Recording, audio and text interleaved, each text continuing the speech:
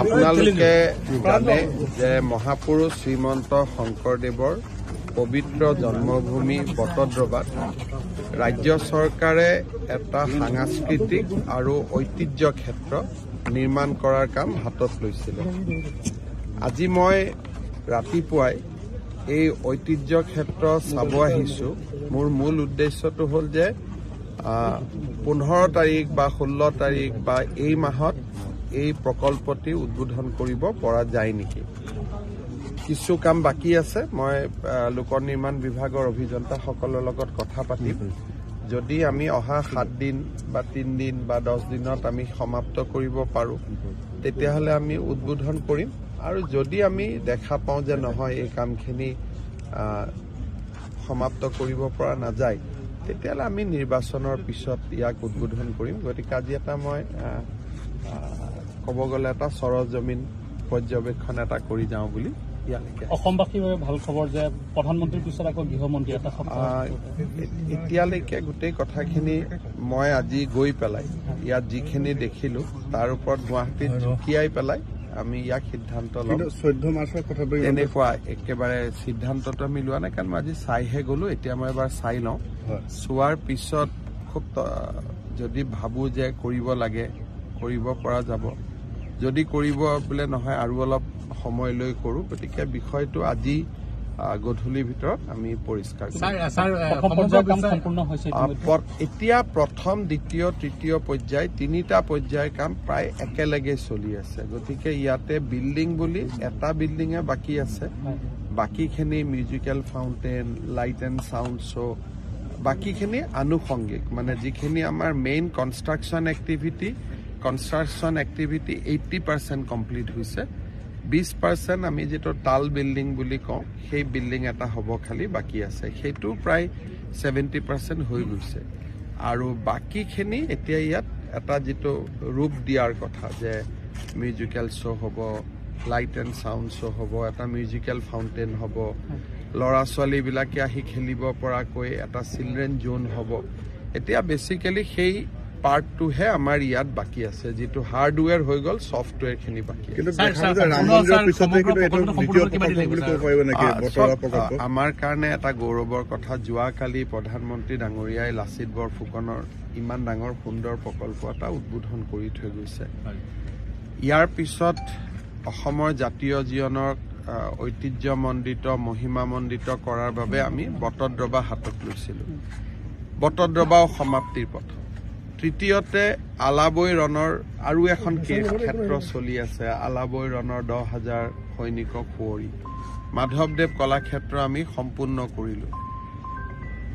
এই বছৰতে আমি পাটবাউসীটো মহাপুৰুষ শ্ৰীমন্ত শংকৰদেৱ, দামোদৰদেৱক লৈ পেলাই তাতো এটা ডাঙৰ প্ৰকল্পৰ কাম আমি আৰম্ভ কৰিম। গতিকে এটা মোৰ মতেদি এটা জাতিটোৱে ইমান কাম 2 বছৰ, 2.5 বছৰৰ ভিতৰত সুন্দৰভাৱে আজি সমাপ্ত কৰিব পাৰিছে। এইবোৰ আমাৰ বাবে গৌৰৱৰ কথা। সমান্তৰালভাৱে 13 তাৰিখে প্ৰধানমন্ত্ৰী ডাঙৰীয়াই ভাৰ্চুৱেলি নতুন দিল্লীৰ পৰা ইয়াত টাটা ছেমি কণ্ডাক্টৰ ইণ্ডাষ্ট্ৰিটোৰ কামো আৰম্ভ কৰিব জাগিৰোডত।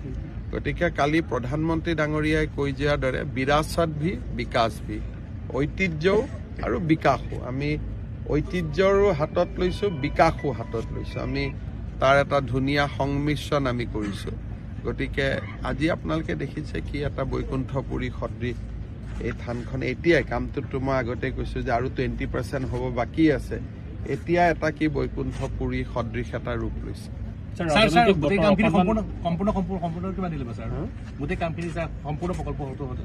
নাই আৰু কিমান 6 মাহৰ কাম। যদি আপুনি বাকী যিটো ফিনিচিং, গ্ৰাছ লগোৱা, মিউজিকেল ফাউণ্টেন লগোৱা, লাইট এণ্ড চাউণ্ড কৰাই, গোটেইখিনি 6 মাহৰ কাম।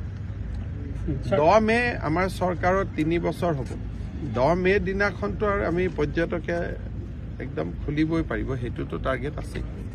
স্যাৰ, ৰাজনৈতিক বতৰ নগাঁও সমষ্টিটোত দেখা পোৱা গৈছে এতিয়াও কংগ্ৰেছে প্ৰাৰ্থী থিয় কৰাব পৰা নাই।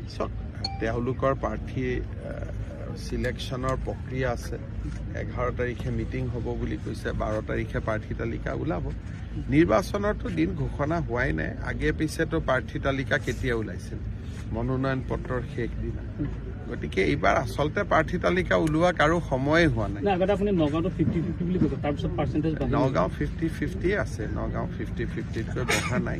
বদৰুদ্দিন আজমলে কৈছে মিয়া ভোটৰ কাৰণে তেওঁলোক জিকিব পাৰে, মই কেনেকৈ ক'ম।